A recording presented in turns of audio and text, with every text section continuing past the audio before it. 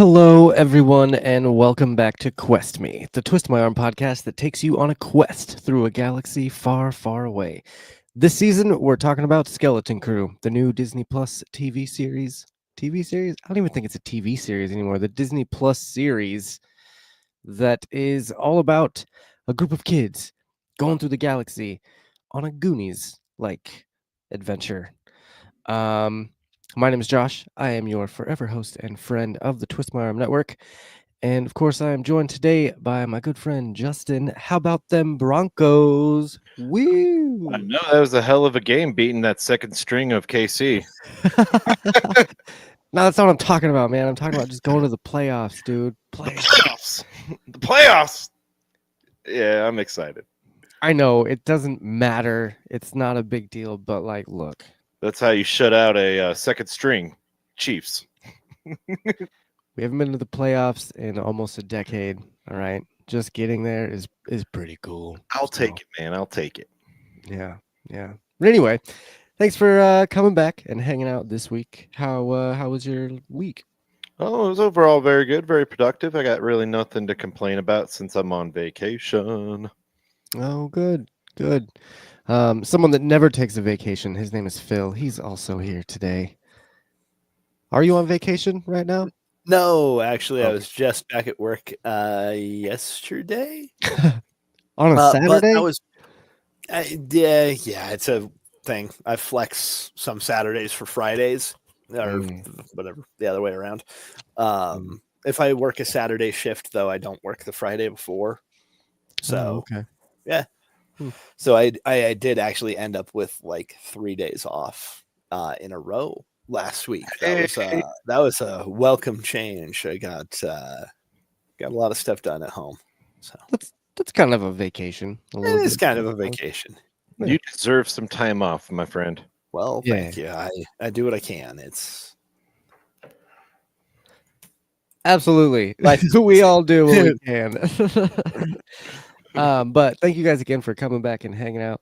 I'm glad your football things went well this weekend. Yeah, sports. Footballs.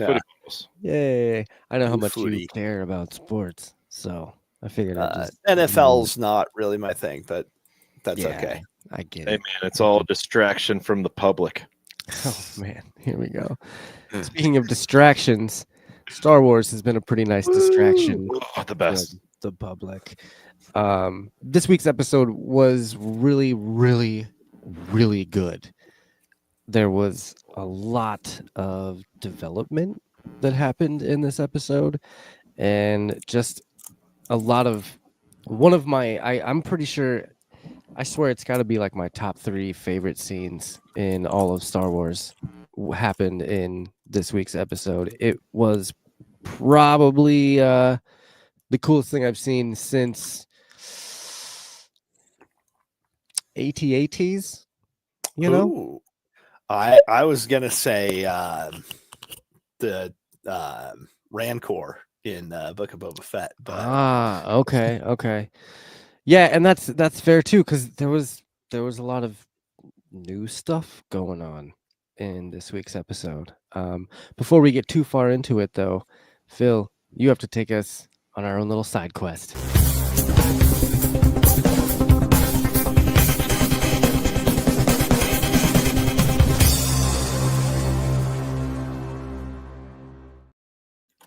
That's right. We're at a bar far away where Phil lets us know what we're drinking tonight. So take it away, Phil.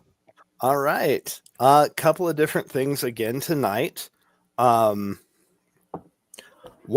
in keeping with the spirit of Skeleton Crew, we have a mocktail. This one's pretty simple.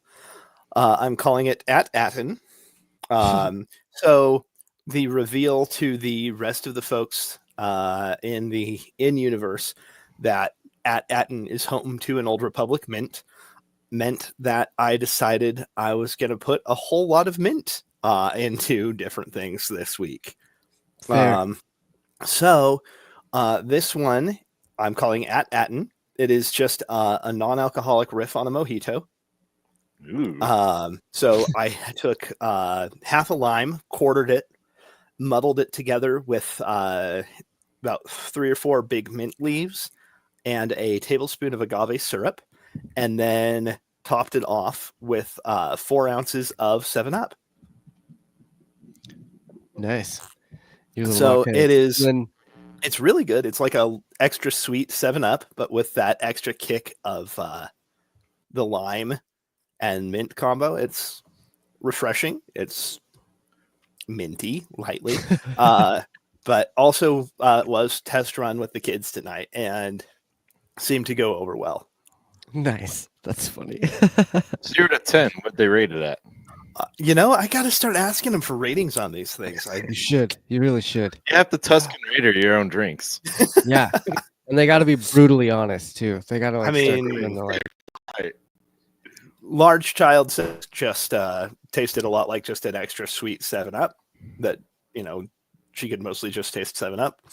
Sure. Oldest child was fairly quiet about things. Just drank it without, much comment on anything.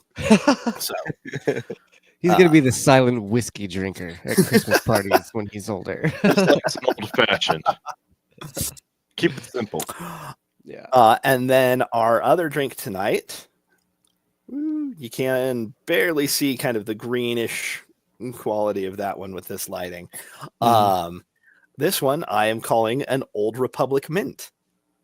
Ooh, very clever. I love the drink names. It's on par. This one, I didn't get to workshop this one as much as I normally would, but it is like 4.5 ounces of coconut milk, and an ounce of heavy cream, an ounce of white rum, and then a 1/2 ounce each of creme de menthe, which is where the green color comes from, and a bit of 1/2 ounce of Goldschlager. Huh. Goldschlager. Goldschlager, okay. I have a drink Because high school. Because pirates, right? because pirates and gold. Yeah. And I found a bottle this weekend and it's like, I could do something with it. You're like, arg. So, yeah. Got me some gold. Do you see the flakes? No, not you not when it's mixed in with like everything else. Yeah, no way. But there is a chance that there is an actual bit of tiny gold leaf floating around in there. I remember the rumor of that when I was younger. I was like, tears up your throat so it gets into your bloodstream. Whatever. I do remember that. Everyone knew that. Everyone heard that kids. anyway. Point being, that one is also minty. I'm not sure. I'm not 100% sure with this one on the coconut milk heavy cream ratio. It may need a little finessing, but I like it. I like the concept, but the flavor profile's not quite where I would want it to be for most of the other stuff that I drink on here. So those of you out there, So drink Go this one take that especially recipe. carefully. take that recipe and modify it, and then send it back to Phil. So Yeah, work this in is progress. It is a work in progress. I'm thinking some chocolate dust on top would be really good. As in But- burying the gold. Or cocoa? Potentially, yeah. Actually, so I have a microplane, and I actually will zest like chocolate bars over onto cocktails sometimes. Okay, Ooh. that's cool. Yeah. That's pretty cool. But yeah, Justin, I actually really like the idea of burying the gold. And maybe that's what it needed. Maybe just a little extra chocolate or something in there to. It's not as sweet as I would have liked, which is why I added the heavy cream in the first place, because the coconut milk wasn't quite cutting it for the sweetness.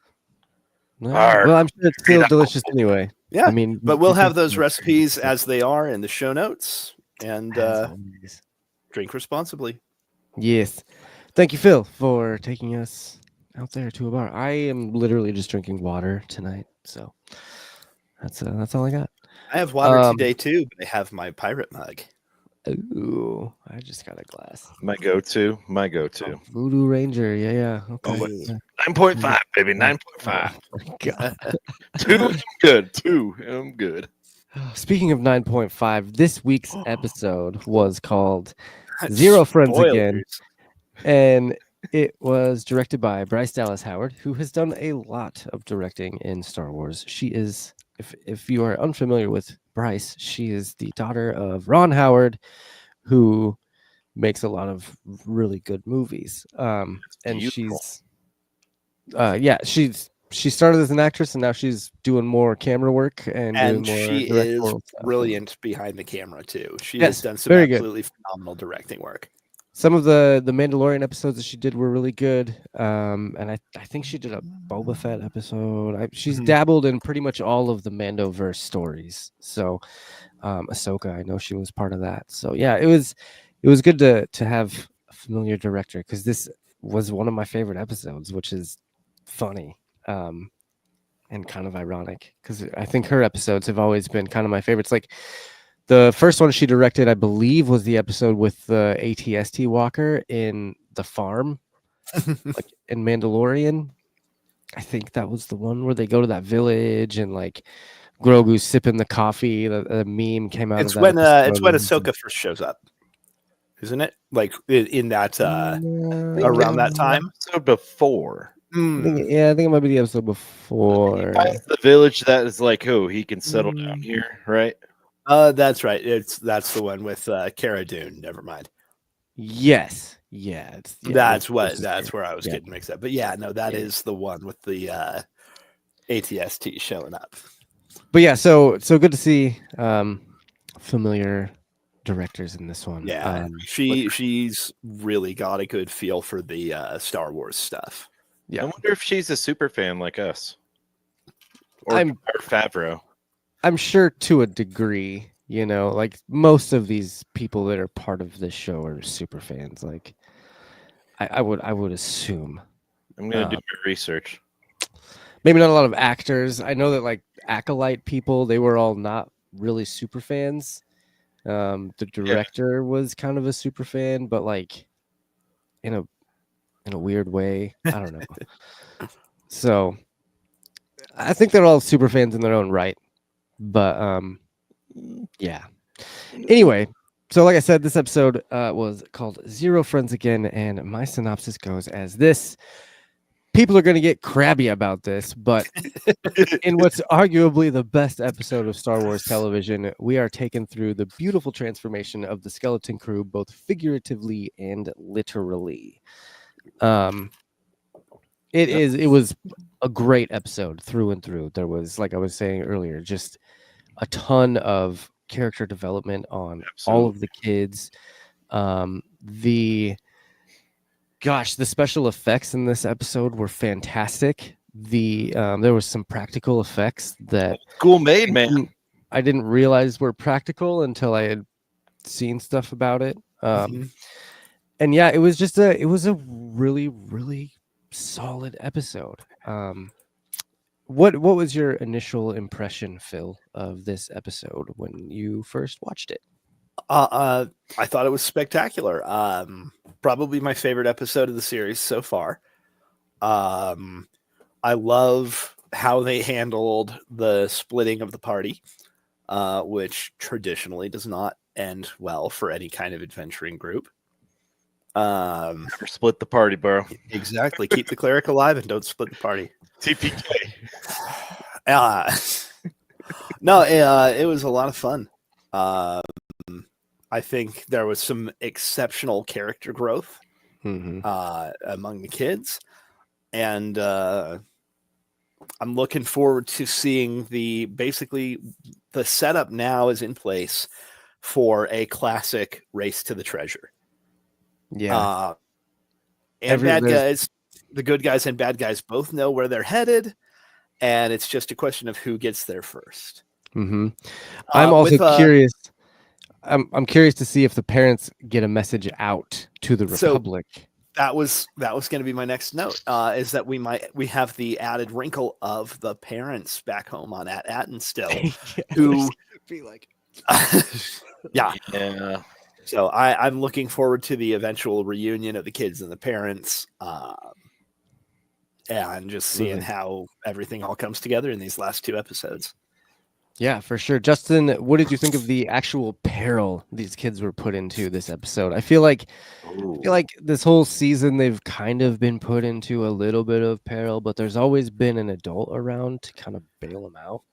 I mean, So starting off with the beginning of the episode, like falling down a chute to the mystery, that alone was giving me like palpitations. I didn't know what was going to go on, but like into the garbage chute, flyboy. right, KB having her shutdown moments, Nell trying to climb a cliff that he couldn't. Like Oh there's so man. much like fear that I had while watching this episode. I loved it. It was a great one. It was just about comparable to the last episode for me. But the character development, just to build off of what Phil said, was amazing to see that these these child actors could actually perform. And I talk shit about child actors. I think they suck. You do. This You do a lot. This is amazing. They do a phenomenal job growing throughout the series. That's quite the compliment coming from you because you've always kind of just bashed on kid actors. Like I know. you didn't like Leia in Kenobi. I hated her. Oh, she was so good. It was good. Eh, But yeah, and it was such a good episode that the fact that SM-33 was not even remotely in this episode. he got stunned right away. Didn't Yeah. even say a word. I mean, it was hilarious how, he's like, get him, and he's like, oh, I kept it. And then he's just like, yeah, done. But it was good that he didn't have to be in this episode to keep you invested, because I feel like throughout this series so far, like the comedy has been driving it, and SM-33 and Jude Law have been really driving where things are going. Which Jude Law also phenomenal scene in this episode. He only had, I think, 3 to 4 minutes in this episode, and he He had an crushed it. entire monologue. Yeah, he crushed it. I He wouldn't say did. the monologue was as good as the one that we saw in Andor, but it was a Well- pretty solid pirate monologue. Yeah, but man, the one in Andor is like a top 10 of all Oh, yeah. time. So I gotta pose a question for the group here. Pose it. A lot of this brings up memories of Pirates of the Caribbean, right? Is this Yeah. just the typical style or stereotypical pirate aesthetic, or is this just the zeitgeist being that the closest pirate reference I have is Pirates of the Caribbean? Pirates are in this year. Pirates are in every year, Phil. What are you talking about? I can't resist quoting Scott Pilgrim on that one. It's just, what's with your outfit anyway? Are you a pirate? Are you a pirate? Pirates are in this year. God. It's Maybe it's just the people I surround myself with, but pirates are in every year, Phil. I know it's a reference, but like, come on. Pirates are always in this house, my friend. Pirates are always. You're talking to the coolest pirate of them all. Yeah. The leader of the pirates. Now I will say there's been references to lots of classic pirate related media throughout this whole series. I will say that's something else that Pirates of the Caribbean as a franchise leaned very heavily on. The entire plot of the fourth movie was actually based on a non-Disney property book that's just called On Stranger Tides, which I actually own a copy somewhere. I was just going to ask here. if Pirates of the Caribbean had like taken, I know that was an old Disney ride or something. Yeah, so they started with, riffing on the ride and various other pirate media, including other stuff that Disney owned. Didn't like Treasure Island and stuff have a lot to do? Like there was Treasure Island, man. Muppets is Disney. I don't know. But they were doing a version of a property that was basically public domain. At that point. Okay. The original Treasure Island. Oh gosh, when was the book originally written? Interesting. 1883. Oh, Wow. So yeah, Robert Louis Stevenson published Treasure Island in 1883. Hey, David, thanks for popping in. Dang, that's such a So- long time ago. Like, see, pirates have always been in. I there love. is a long-standing cultural fascination with the idea of freedom and whatnot associated with piracy. Right. One Piece was hitting big again recently with the live action adaptation, things like that. it's wonderful, by the way. I just watched it. Oh, nice. Glad you enjoyed it. All right. Anyway, I don't point to being- answer your question though, Justin. I don't think it's like just because you only know Pirates of the Caribbean. I think they're purposely doing a lot of references and like blatant references to other things. Like, I mean, this episode had so many Goonies references in it, you could almost call it the Goonies. Damn right, you're right. And Where's like, Josh Brolin? yeah, and so I think it's only natural that a show like this that's based around the Goonies and pirates and Treasure Island and stuff like that. Like, I think it's only natural that you're gonna, You're gonna see those get tributes. nostalgic You're gonna about see it. those. You're gonna Yeah. see those homages. You're gonna see, Yeah. the various references to things throughout the whole run. Right. Which it's so much fun because it's such a different style of Star Wars, The But whole- still fits so perfectly within the universe. right. This we were talking about Jod's little his little monologue thing that he goes through, and it's really good. His whole hunger speech. Equal I think time. I'm hungry. I'm hungry. After I that, know. he got By the end of it, I was like, "Damn, is dinner ready?" Because I'm really hungry. No, I think he nailed it. Yeah, absolutely. And I think he's gonna be the cause of a bit of a mutiny. Like, they're gonna actually find some sort of treasure, or they're gonna actually find Atten, and then they're gonna be like, "Oh shit, Jod's our captain," and then they're gonna land on Atten and be like, "Damn it, there's nothing here." So, Like I said, I look forward to seeing where the next 2 episodes take us. Here's Yeah. a prediction. Next episode is going to be heavily into the parents. yeah, that could be. I can see that.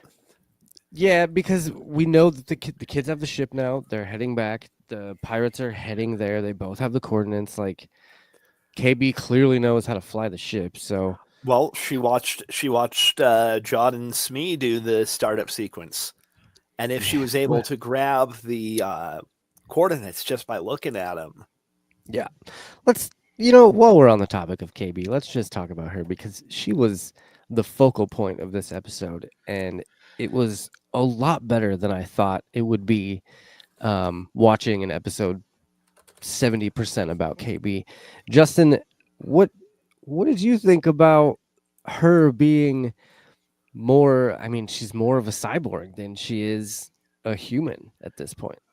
Well, she has slowly grown to be my favorite character, especially after this episode, because now that there's word of that she had a tragic accident a few years back.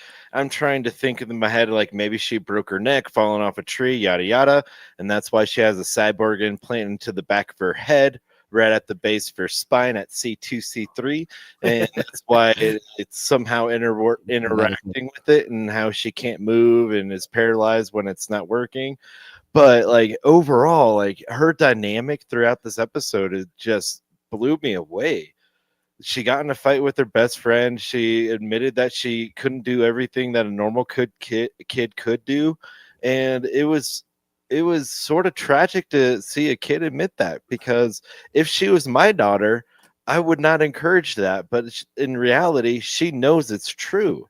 So just to see that dynamic and growth was amazing to see. yeah, The actress is wonderful. yeah, Mhm. Kiriana Crater, she is absolutely killing it in this episode. Her whole line, "But I am different." line that she delivered to Wim was so hard, good. man. It's so hard. good.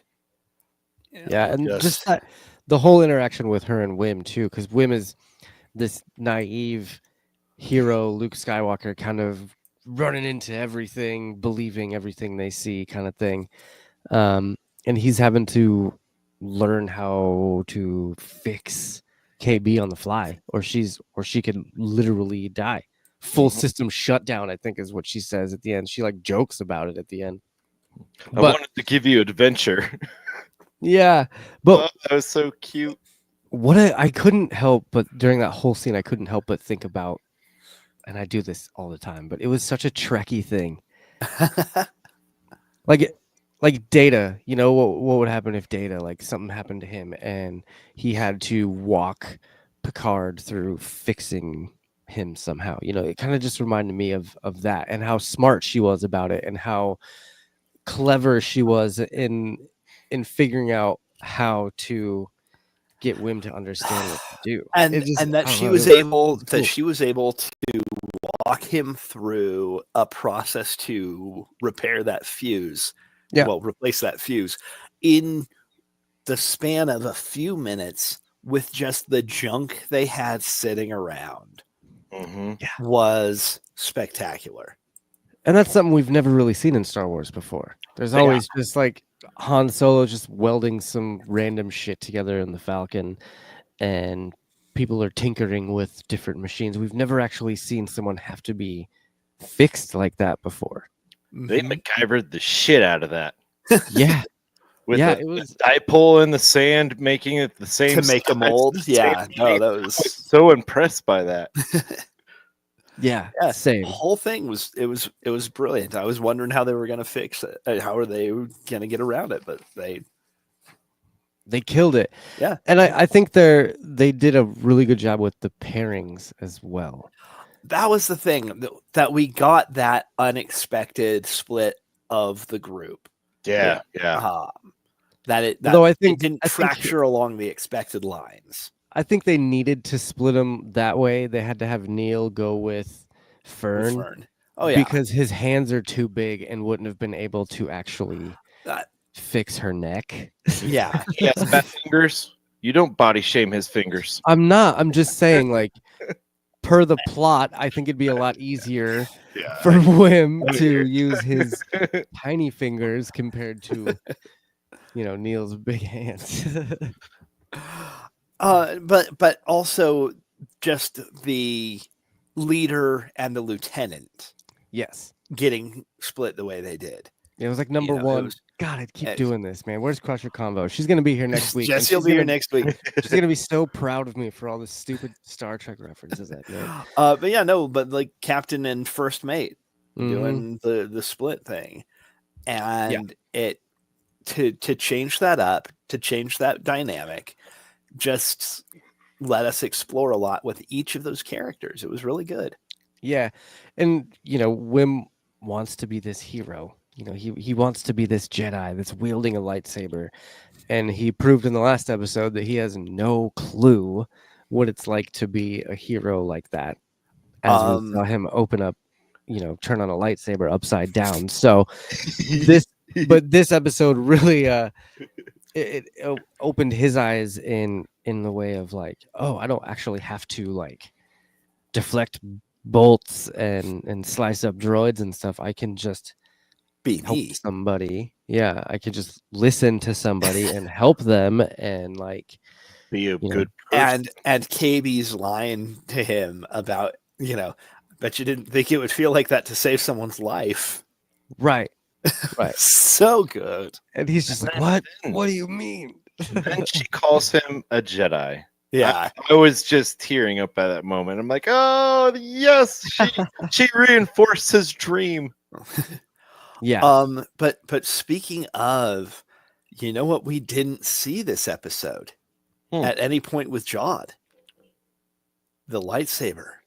Yeah, we saw them take it from him. We saw him take him. Yeah. But that was, confiscated immediately before he even gets a chance to go anywhere with I can't even recall which pirate confiscated it, but I guarantee I think it was Gunter who I actually. I think it was Gunter who took it. Jaleel White. He's gonna get sliced in half like Snoke. Yeah, he's That definitely requires 2 lightsabers. yeah, it's true. There's gonna be a force pull though, and he's gonna Oh, yeah. surprise everyone and be like, "Surprise, pirates! I am." That's the thing. How many of his crew know? I don't think How many of anybody his does. former crew know? I don't know what he I does. think dude. is I think definitely maybe what he Brutus. Brutus, no I way, think dude. maybe Brutus. Brutus is the kind of first mate that you keep things from. You know what I mean? You don't tell him everything. Look at that guy. He's just itching to betray you and take over. Oh yeah. Or Well, does he have fleas? I mean, probably both. that was a It was a good. little That scratch was good. That was good. You got me. I can't even go. But let's talk about the other duo that went on their own little Yes. adventure. It was really fun to see Fern take on the more captain role. Like she really had to be a captain in this episode and really like accept that role of, you know, what's that thing that they always say, like a captain's only as good as their like weakest link or something like that. And say that about a team, but yeah. Okay, well, I mean, and in a way, the skeleton crew is their own little team. They're a So team. A crew is a team. I'll give you that. yeah, so there was a lot of, and she was helping him out a lot and had to help him out because it's freaking Neil. Yeah. And like he's the kid that's got asthma that you have to like make sure can get up the hill in time. You know what I mean? Oh, and now I'm just having traumatic Lord of the Flies flashbacks. I said he was Piggy. I said he was Piggy. Sucks to your ass, Mar. But yeah, it was really fun to see that dynamic work out too. Justin, what did you think about the Fern and Neil adventure? Oh, to see Fern step up and realize that Neil, after he was bitching about it, couldn't do it physically. To see her think on the whim to tie him off, and to see them like coordinate their climbing was awesome. I thought that was a very great trait of a captain and or leader to demonstrate. And Neil just went along with it because he needed to. So that to see that dynamic happen between the strongest, I would say, and the weakest was perfect. Oh yeah, for sure. No, I would absolutely agree. I think it was much like we saw with KB, you know, admitting that she couldn't always do everything that Fern expected her to do. That we got Neil basically coming right out and saying the same thing. Yeah, was really good. I also thought it was kind of hilarious to see Fern trying to play KB against the boys. Just being like, I'm going to need your back on this because I think Wim's going to try to fight me on things. And then immediately KB is like, no. Right. You think you know everything. And so Fern is just like, all right, fine. Well, then I'm taking Neil. Right. So it's like Neil's not going to argue with me. Come on. Let's go. Here's a question for you guys. What if they still split the party, but it was Wim with Fern and Neil with KB? Do you think that would? I think KB would have probably died. Yeah, and not because of not because of Neil's ability to do anything as far as like physically assist with the process. Because he has big hands. It's okay. Just say it. I don't think that the two of them. Again, there'd be too much conflict of personality with Wim and Fern together. Dude, and those two are so indecisive and not enough. And the thing is, not enough conflict between KB and Neil. I don't think it could have sustained just the way the characters have been written so far. I don't think it could have sustained an episode with there's not enough conflict. It would just be an episode of Neil going, well, what should we do, KB? And her going, I don't know. What do you think we should do? Yeah. It's just back and forth. Two neurodivergent people going back and forth. I don't know. Yeah. What do you want to do? I don't know. Yeah. To me, it seems like this show was two leaders with their sidekicks Mm-hmm. meshing together and becoming one team, and Three, figuring if out you how to three leaders navigate. and their sidekicks, if you count John and Smee. I guess that's true. Yeah, that's true. That's true. But and they're all trying to figure out how to do it. So I do think by the end of this episode, they have very much established their role in the crew. You know Yeah, what I mean? Fern is the obvious captain. Wim is the obvious lieutenant number one. KB clearly is the maintenance technician. The what's that girl's name from Firefly? God, I always Kaylee. forget her name. Kaylee, yeah, she's the Kaylee. Ooh, good call. And then Great call. Neil is just he's gonna end up being the pilot. Is what's Neil gonna is happen. the heart. And he's gonna end up being the pilot of the ship. Because Neil is what it will actually like keep them all from just like screaming at each other constantly. right, Wash. I don't know, but the heart, absolutely, absolutely. So He's the chef. okay, sure. He's Neelix. Neelix, yeah. Right down to the name. Oh, God, his name is just the first half of Neelix. So I'm sorry, Neil. oh man, Neil is sweet Neil. Sweet baby Neil. I would watch an entire episode of just Neil and like the adventures of him. I'd watch the episode or the story of him getting beat up by his little brother. That would seemed hilarious. Yeah, that's very true. Gosh, I think there was one thing that I wanted to do before we go into segments, because most of our segments are actually talking about the rest of the show that we haven't talked about yet. Mm-hmm. So, do you guys have any other notes other than segments that you wanted to bring up? And then I have one last question for you guys that I want you to actually think on for the next week and come back to me next week with your answers. One of my favorite things in the whole episode is Wim saying that KB can just be friends with him and Neil. Oh yeah, it was such that. It's just sweet. like, just this realization. These kids know each other from school, Yeah, but they never hung out together. They were never like friends before this, and they just kind of get thrown into this adventure. they could put in a big group project. With random people. Like, man, this part sucks. I can hate group projects. Memory unlocked. I don't know this person. Why do I have to work with them? All Boom, right, best friends. Yeah, but just her being like, you know what? We actually probably could be friends. Mm-hmm. It's such a great moment. Yeah, it was good. one of my favorite Star Wars quotes was during this scene or during this episode when Neil said, "We're getting really good at falling." Oh my God. Let's try spinning. That's a neat trick. Me and my daughter lost our shit at that point, and it was my third time watching it first, and I still died laughing. Yeah, that was pretty good. That is one of the more Star Wars lines of this episode. Definitely. Right.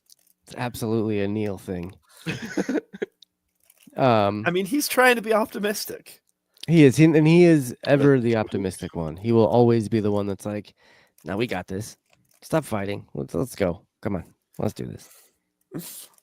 Justin, did you have any other final notes before we get into this last question and then into segments? No, it was just that one quote that made me laugh so hard. Yeah, It was a good one. All right, so I wanted to pose the question and a little bit of homework for next week's episode. I'm going to do the same thing with Jessie. If she's watching right now, then I want you to do this too, or listening. Anyway, so first of all, would you guys watch a show like that? Like if the next season of Skeleton Crew is Skeleton Crew all grown up? No. But the other question I have posed to you is, who would the actors be? if that show were to come out, Oh, who would you cast as the adult cast. actors of the Skeleton Crew? Still flying around in the Onyx Cinder with SM-33, like 30 years later, 20 years later. And then it doesn't need to happen right now. I'm saying. When we choose our actors, do they have to be new to the Star Wars universe? No, I mean, not necessarily. I mean, you can't put like Daisy Ridley in Fern's spot, but John Boyega and Wim. Is that not allowed? no main characters or anything like that. No main known characters of the Star Wars universe, right? Did I Sure. phrase that correctly? Yes. Okay. Damn, I actually had something for this. Okay. I mean, clearly we would just have Nick Frost as SM-33. He would still be SM-33. Who's his counterpart? Who that's played Ungar Pluck? Oh my God, what is his Simon Pegg. Simon Pegg. Simon Pegg would have to make one. You could have him be in it. You could have Simon Pegg be like, I don't know, one of their Neil.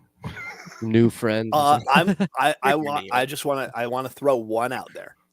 Because when you said it, the legitimately first thing that came to mind is that grown-up Wim should be played by Keegan-Michael Key. See, that's not bad actually. See now, but think on it, and I want to pose this same question to the people on the social medias and the people listening on podcast land. Like, who would you cast as the adults? I love these kids, and I'm not trying to like fast forward anything. You could do a really fun, flashback episodes with the kids still and have the adult versions. I'm just asking, who would you cast as the adult versions of the Skeleton Crew? So next week we're going to talk about that, and I'll make sure that Jesse is filled in on that as well. So, Question. Do we have a certain date in the timeline when this takes place yet? It's like when during Skeleton Crew is set, when Skeleton Crew, like the series is set. I don't know that we actually have a firm deadline, but it's sometime around 5 AB. No, dude. Not AB. Yeah, not ABY. It's gotta be around. It could be anywhere because there's only pirates that we've seen, and only talks about 9. the Old Republic. It's 9 years ABY. So I would say between 6 and 10 years ABY, because you have that one pirate that is part of the crew that was in Mandalorian. Chase that can be. No, that is him. That is absolutely him. It is him. It is Vane, and it is after. It is Vane, and it's after he left. After he bailed. After Gory and Shard died. Okay, so that would have been after season 3. So after season 3 of Mando. How do we know it's after Shard died? Because we've been told that. That's like we've got Oh, okay. I won't argue. We've got confirmation that it's like 5 years after Endor. Huh. Dude, they're gonna. Oh my god. Hear me out. And I would love if this happened. And it just hit that is per Lucasfilm. Let's go into the way field here. The parents are sending out a signal for help, right? And who's gonna answer? Who answers? Mando. Fucking Mandalorian. Dun, dun, dun, dun, dun. I mean, hey, if he's got to go save kids, he's like, I gotta save some kids and fight some pirates. All right. That'd be such a great. Actually, great could work pretty well. That'd be a great tie-in. I wouldn't even be upset with them connecting shows. And it could even be something like the New Republic dude that Carson Teva catches the message and he goes, "Oh man, I know somebody who can help with this." Yeah, I can't release At-Atten to the New Republic. They would destroy it. Blah blah blah. So let's just have Mando go take care of this. As Dude. much as I would love that, I would absolutely love that. I don't think they would do it. No, I highly doubt they would do it. But wouldn't that be such a fucking great awesome? That could be fun. That Just get could like legitimately be the new fun. Mando Grogu movie. It would just just be Mandalorian season 3.5 like they did to Boba Fett. Season 2.5. Last 2 episodes are just like the next episode we're saying it's going to be about the parents. Nah, it's just going to be Mando. It's going to be That's our introducing Mando. literally just like they did with Book of Boba Fett. All right. Anyway, that's a good laugh. They're not gonna do that. It would No, be they're not. stupid for them to do But that. I stand by what I said though, that Keegan Michael Key would make a decent grown up. Hey, answers for next week, Phil. I yeah. already threw Hey, this one out there. I'm not spoiling anything by saying something I already said. Now I'm gonna say Jordan Peele, you asshole. No. So we are gonna start this episode segments wise. A little differently. Normally we're going Bubba's Bounty, but this week we're gonna do this.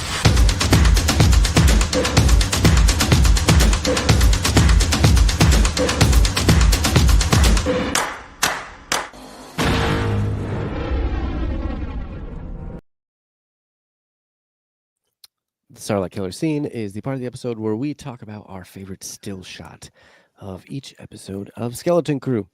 This week, we are going to start with Phil. We're going to start with Phil's Starlight Killer scene, and it comes at the 2-minute and 51-second mark. It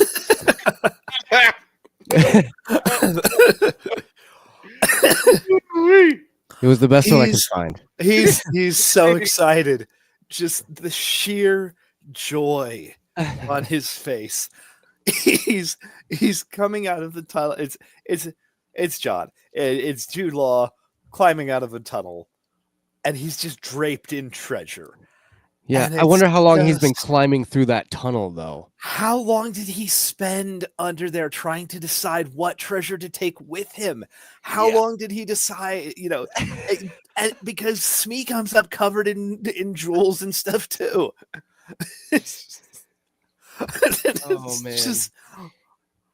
That is just the most pure look of happiness. Yeah, he's on like, look at Jude all Law's this gold. face in that scene. And then it just all got because taken from him. Because he knows that that's not that is just the tip of the iceberg as far as the treasure goes. Right. Because he has the coordinates to add at. Oh. And he is so thrilled. And that he just comes right up and the hotelier is right there. With that disgusted look on her face. Like you spilled oil on my driveway. Take him away. It's such a good shot. Yeah, it is a wonderful shot. I had 3 different shots of that, and that one was my favorite. Just the look of sheer delight on his face is wonderful. So honestly, that was going to be my first pick, but I had a feeling your pirate ass would pick that. Pirate getting his booty and rewarded. Yeah. Justin, your Starlight Killer scene was a little bit harder to capture, so I actually got did I get 2 or 3 of them? It's okay.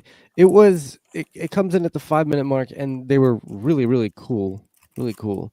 But tell us about these different shots. I'm gonna cycle through them. So during the scene, it was the X-Wings finding the pirates and chasing and shooting them down. And the one that I really wanted to, boom, is when they were flying into the sunset almost. And it was in between the mountains, and it just looked visually so appealing. And then right after, women Neil were having a banter back and forth saying, aren't those the bad guys? Well, Jod said they were bad, so they must be good. And then Wim replied, I'm a really bad judge at who's bad or good, or I'm paraphrasing. Why am I so bad? How come I'm always wrong about who's the good guy? Yeah. That was so funny to me. But visually, like seeing the X-Wings we all know as the good ship. The ultimate good guy coming in to save the day rather than being in the rebel alliance where they're getting battered and shot down all the time. They're actually doing the shooting was so cool to see. I had to choose this one. And just imagine what it's like for those kids because they have grown up so distanced from everything else in the greater galaxy. They've never seen an X-Wing before. Nope. So imagine, flashback yourself a little bit to whenever you first saw Star Wars, to the first time you saw an X-Wing. Oh yeah. And Oh my just God. the wonder at seeing that shit flying. It's so nice. X-Wing is iconic. It is. And to see it in It the is Star Wars. offensive rather than the defensive position was so cool. So cool. Yeah. You know, that's an excellent segue, Phil, into my pick for this. Great pick, Justin. And you're right. That's Star Wars. Like, that's the wonder that is Star Wars. But something else that is Star Wars is my shot that comes in at 20 minutes and 40 seconds. This is goddamn Mama Crab. And okay, here's my favorite part about this shot right here is the fact that the crab, the mama crab, which by the way is nicknamed Tetanus. It's nicknamed What? Because- Tetanus yes, and the reason why is because the people that built this is a completely stop motion critter. They went full like Harryhausen with this. Yeah, it's so like good. This is a fully made practical effect that they did stop motion with. And they kept poking themselves with like the trash on its back. Like they kept with the like whatever shiny. stuff they're using. Yeah, so they nicknamed it Tetanus. Friendly. Yeah, man. And so and this scene right here, because you see the kids and they're standing and they're so small compared to this trash crab, and it's just so huge. Huge. And it looks so good. It looks so freaking real because it is real, and they use the better digital effects these days to shrink the kids down and put them in the scene of this stop motion tetanus crab. And I just that is Star Wars. Man, I gotta tip my effects hat to are that. Legitimately, practical effects are the best. Yeah. Like, When they I get that they're expensive. I get that they're time consuming, but man, when they hold up so much better in the long run. They'll hold up so much better. Man, and just the way that it looks, dude. You know, this whole episode, everything about it made me feel like a kid again watching it. You know what I mean? Like I called my girlfriend in during the final scene, which is, you know, my next segment. But I was like, I watched that scene like 2 or 3 times. It's just because of the way that I was like, oh, I was giddy about things. I was giddy about this trash crab, and I was, you know, just giddy about these kids going down a garbage chute and all these different things. And I don't know, man. This show is slowly becoming one of my top favorites of Star Wars, and that's kind of crazy to think because I had 0 expectations for this show when it first came. I love how many people are just falling in love with this series. Yeah, because it is such a it's different than most of the other Star Wars we have seen before. Yeah, you know? So I agree. See, whenever they mix practical effects or Jim Henson's puppetry with CGI, everyone is always happier. Yeah, I would agree. True, man. But let's move on to the next segment, which actually, you know, here we go. He's no good to me dead. He will not be permanently damaged. What I was gonna say is Justin's Boba's Bounty, which is the part of the show where we talk about our favorite new thing introduced into the show. Justin's directly correlates with my shot of the show. So let's bring that up right now. And Justin, tell us, why did you pick this one? I also got 2 different shots of this. Because they are crab and they are trash. They are trash crabs. Trash crabs. Sorry, a little sad. people. Yeah, Crab yeah. people. They're just so crabs talk like people. so cute. They are little. I still haven't decided if they're all autonomous or if they really are crabs, but they're trash crabs. They're adorable, and they seem to mimic what they hear, and they're like, "Oh yeah, follow, yeah, follow, friendly, yeah." And then they get to the mama crab tetanus, which is hilarious. Food. Food. Yeah. I loved it. I think we're food. Food. Yeah. And Yeah, it was. I thought they were brand new to the universe, but they apparently appear in a 2018 or 2019 comic. Yeah, it was like a Luke Skywalker comic or something, right? Yeah. But it's adorable. No matter what, they are still like one of my favorite animals within Star Wars. Trash crabs. I want Lego versions of them. Oh, dude, they're gonna capitalize so hard on that. They're gonna release like 20 different versions of them. Well, it's anything. It's trash on top. So you want anything, you could put a beer can on them. Just buy a bunch of like black and silver. They have the little crab molds already for Lego, and just build a little couple of pieces on top of them. And away you go. Yeah, Yep. They're adorable, man. They're super cute. They're cute. it's a great pick for sure. And I don't know.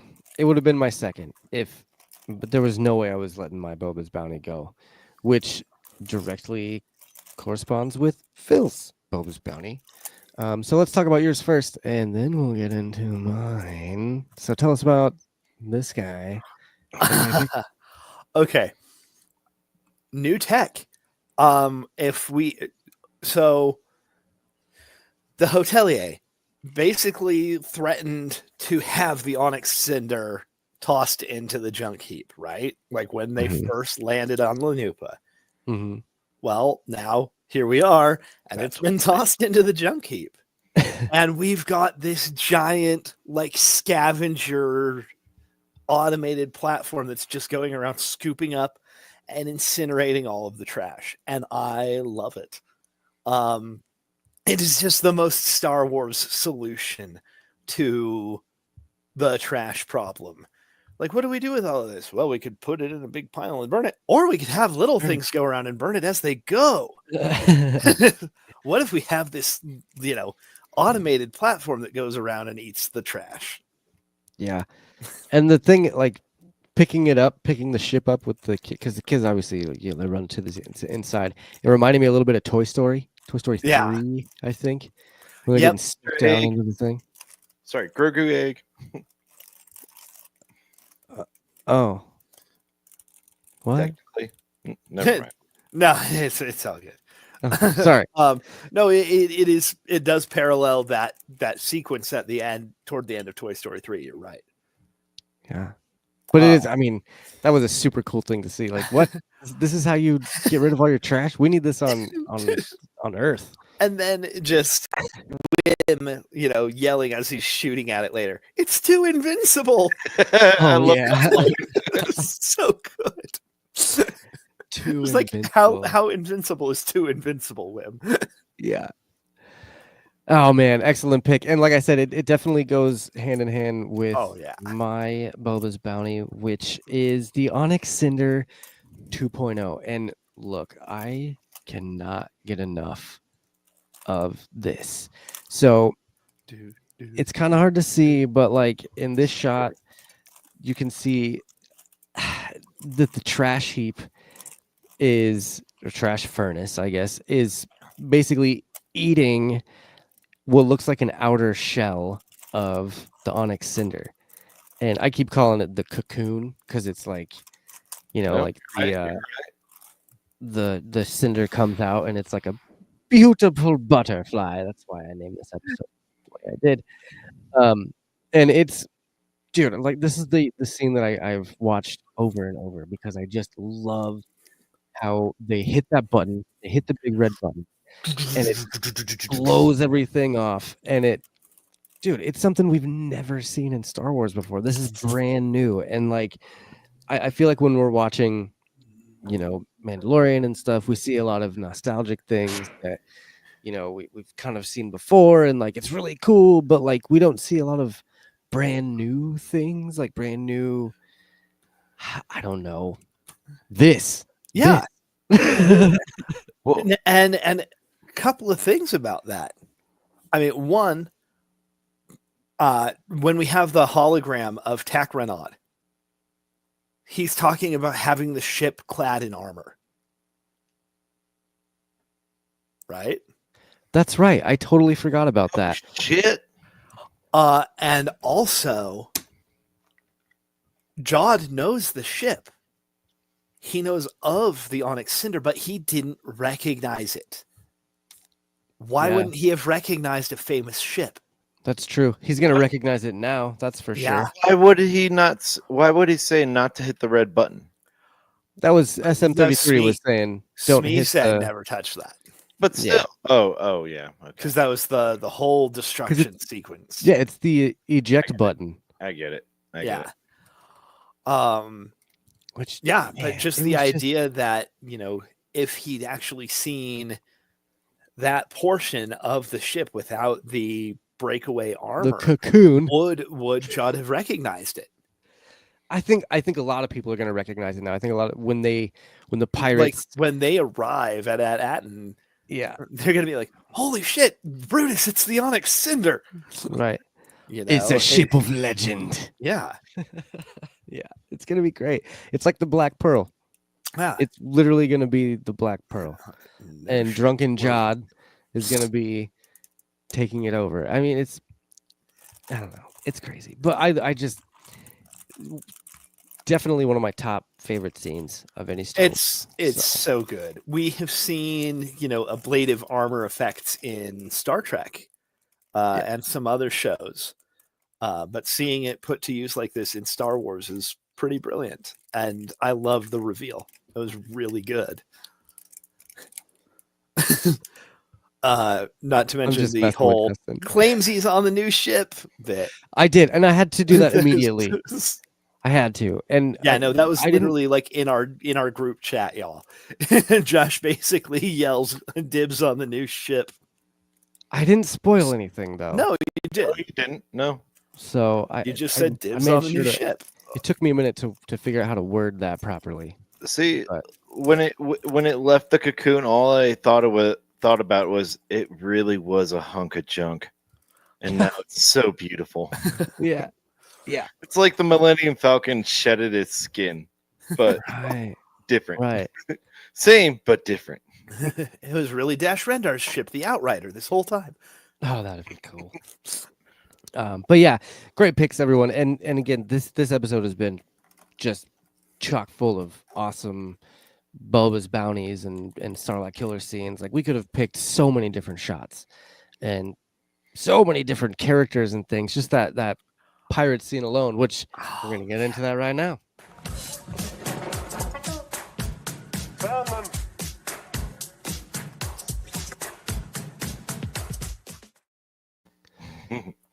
It's Grogu eggs, the part of the show where we talk about our favorite Easter eggs of each episode.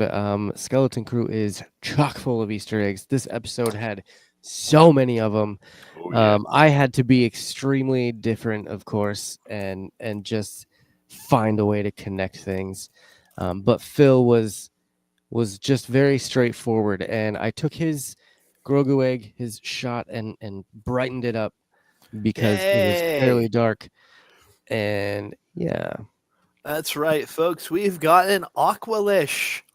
Right in here between the Trandoshan and Vane, we have an Aqualish, which we first saw in the cantina in the original Star Wars. In A New Hope, we saw Ponda Baba, the Aqualish that costs Luke. Yeah, I was looking to see if this guy was missing an arm or not, but it looks like he's got both of his arms. So, that would have been absolutely hilarious. Yeah. Actually. Like if this was Ponda Baba, like 9 years later. Oh, this would have been like 15 years later, No, right? After the first Death Star, because he shows up in the first Death Star. He Yeah, shows up in yeah. Rogue One. that's 9 Then years. how far is Return of the Jedi after A New Hope? 4 years. And then how far away is this? 9 years? This is 5 years after Endor. Oh, So I this thought you is said not- 9 this is- years Yeah, this is 5. So this is 9 years after A New Hope. after Battle Yavin. This is 9 ABY. Okay. So yeah, the original Star Wars trilogy takes place over the course of about Gotcha. 4 years. Gotcha. So anyway, yeah, I was looking to see if his arm was gone, but it's No, that would have been hilarious though. I just like seeing, characters, Star Wars aliens that we have seen in other in other media, and then having them show up, throughout this. Yeah, for sure. And I didn't even notice he was kind of a blink and you miss it Yeah. egg there, because I didn't even Yeah. really notice. I noticed the other one that's from Mon Calamar, like the Quarren. Quarren. Yes. Yeah. thank you. Yeah. He Which was very we saw there. Quarren back in the last season of Mandalorian. Yeah, that's true.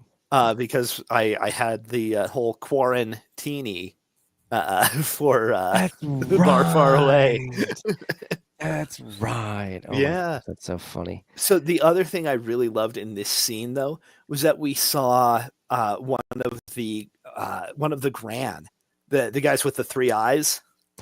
Oh yeah, But the, there was like, one of them weird that was pointy missing eye. one. There was one that was missing one, like has an eye patch over the right where the right eye stalk would be, but then the other 2 are still there. Well, if there's one pirate that can afford to lose an eye, that's probably the one. Excellent pick.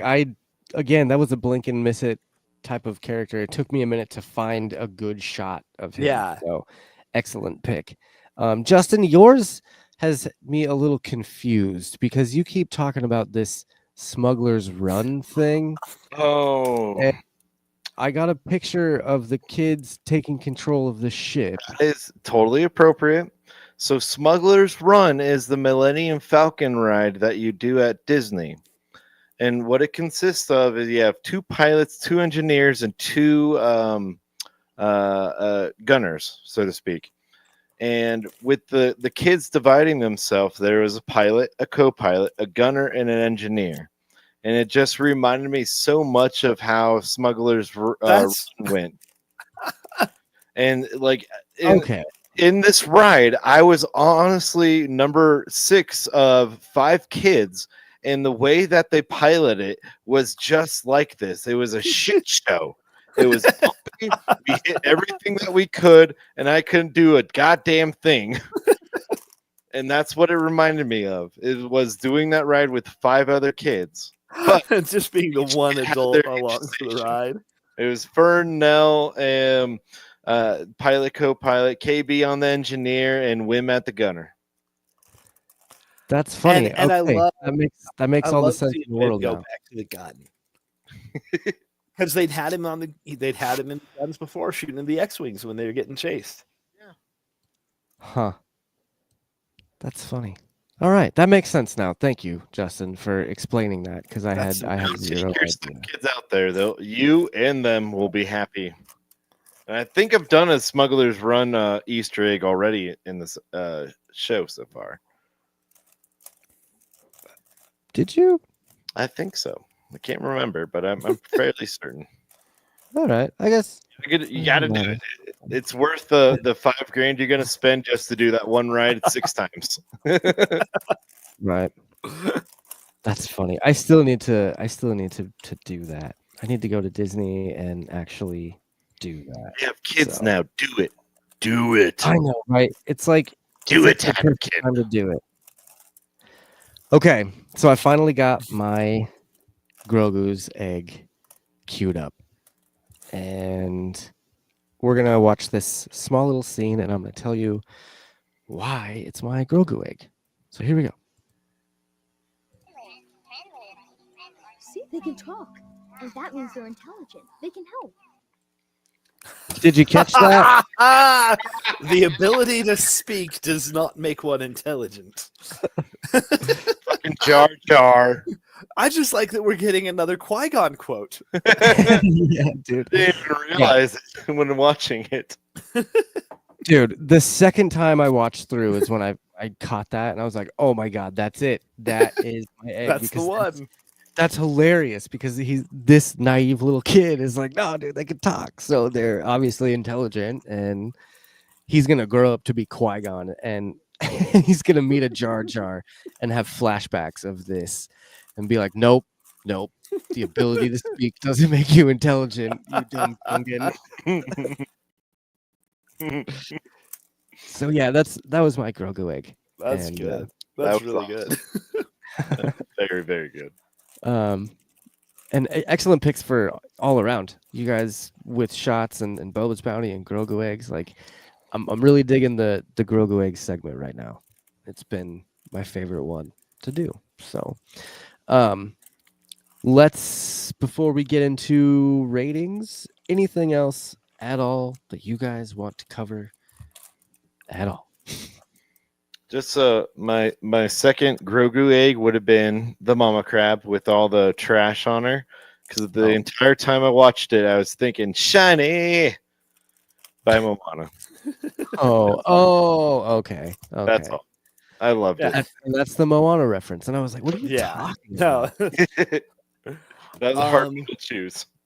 The other thing I wanted to kind of shout out is that the whole equal time segment, like right before we get John's speech, or while we get John's speech, I love Brutus's hourglass. Yeah, his plasma glass. That's amazing. Like, yeah, I thought that was really cool too. It's gorgeous. Yep. And it just like swirls around and runs out of time. Yeah, it's pretty sick. It's just like, all right. And I love that some of the other people on the crew are still sticking up for John. Yeah. Yeah, that lady was like, no, he's got yeah, he has the right pirate to equal code. Yeah, and Brutus is like, damn it. I just want to kill this man. Not to mention the whole Brutus is an excellent first mate. Oh, what a jab. Wow. Slap to the face. He makes an excellent first mate, doesn't he, everyone? And they're all like, yeah, he does. Just slap to the face. Yeah, I love that scene. I'm excited to see more pirate stuff for sure. Yeah, and I really hope they do a season 2. I really, really do. If they do, they have to do it right. And how, I don't know, but we'll see if they leave us on some sort of cliffhanger too. You never know. Just the kids. I think it just has to be the kids only. All right, that's fair. Just give them some sort of new adventure. Exactly. Through the minds of Atten. That'd be cool. And they find Beskar! Or One-Eyed Willie.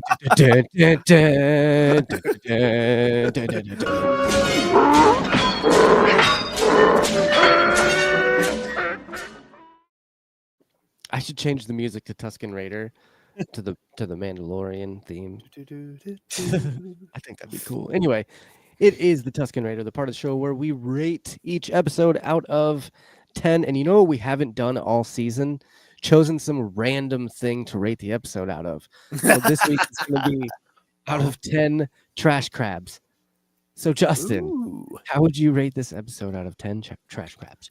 Well, last episode, number 5 got 9 trash crabs for me, and it held true. This one's going to get 9 trash crabs. It was exciting. There was even more character development. To see these child actors actually act was amazing for me. To see so many Easter eggs. Fuck you. So many Easter eggs within this one episode was amazing to see. there was like I was scared for the kids. I was excited when they survived. I was happy when the cocoon or the butterfly left the cocoon. Like this was another 9 for me. Like so, it's going to be hard to compare. Hell yeah. Phil, what about you? I'm feeling kind of along the same lines. Honestly, it was a phenomenal continuation of everything we've seen so far. Great character development out of all 4 of our kids, and a little more insight into the structure of the pirate crew. So 8.5. Okay. Or hear me out. One really big trash crab. One mama crab. Yeah, Does that count as 8.5? Regular at least trash 8. crabs? All right. Well, No, I'd say that was probably a solid 8.5. all right. One of my favorite things about hosting a podcast is I get to let you guys talk about all the cool things in the episode when you do the rating, and I just get to come in and go, yeah, and for all of those reasons, I'm also gonna rate this episode 9.5. Oh yeah. All right, puts us at a 9 average. Not bad. Yeah, for sure. I spoiled it at the beginning of the show. If you didn't catch that, then that's on you.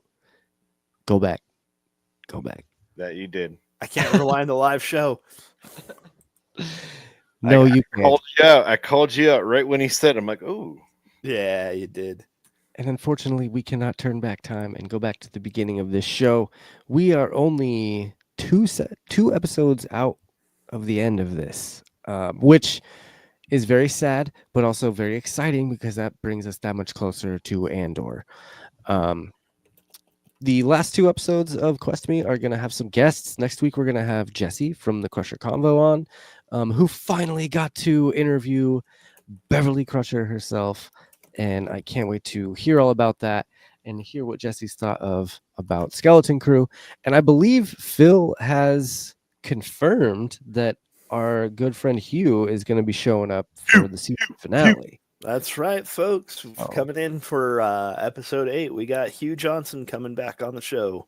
Nice. Yeah, I'm pretty stoked. We haven't talked to Hugh in a while, so yeah, that'll be great. And I am actually I have an old voicemail line that I'm going to open up and start promoting for the last 2 episodes, at least the last episode, so people can call in. And I just want to hear what everyone else has thought about Skeleton Crew as a whole, especially once it's all the way out. So very excited, also a little sad, but at the same time there's a lot of good things coming out this year in the world of Star Wars and Marvel. A lot of fun nerdy things, so definitely gonna. Side note, audience, this is his personal number, so you got to leave him messages all the time. It is not my personal number, thank God. But I also have a new thing in the works right now with my partner.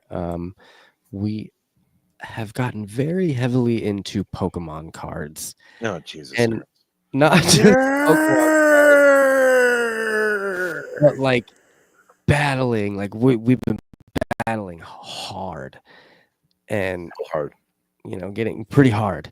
And getting some of the pre-made decks and getting some booster packs and then rebuilding some of those things. See, where she messed up is she got me this random pack of cards for Christmas, and I was like, oh shoot, let's get some decks. And so we got some decks, and then we battled, and now it's just spiraled into. We're probably going to be starting a little bit of a show about it. She's actually never watched Pokemon the series at all. What? Oh shit! Yeah, so with the early 90s or 2000s. It came out in 96, I believe. Jeez, yeah. So I think we're gonna do something along those lines in between Quest Me seasons. So be on the lookout for that. It's gonna be coming fast for sure. Things are Like already a rapid dash. working. Yeah, things are already working out. Yeah, like a quick skip. Gotta catch 'em all. Oh my god. So anyway, Theme song. That's all. Courage will pull us I will through. sing don't that worry. stuff. Don't worry, I got some ideas. So it's You gonna be teach good. me and I'll teach you. You Pokemon. That all How being quickly said, can we get Josh demonetized on YouTube? this has been a wonderful episode, you guys. Thank you for being here. Thank you to the listeners for listening. Thank you to the people who are in the chat hanging out, David and the other couple people that I saw floating around. It has been fun. Magic is great, and that's all good and well, Phil, but I am a Pokemon guy at heart. So for Quest Me, I have been your host. And I'm Justin. I'm Phil. And of course, my name is Josh. We're going to talk at you next week. May the Force be with you.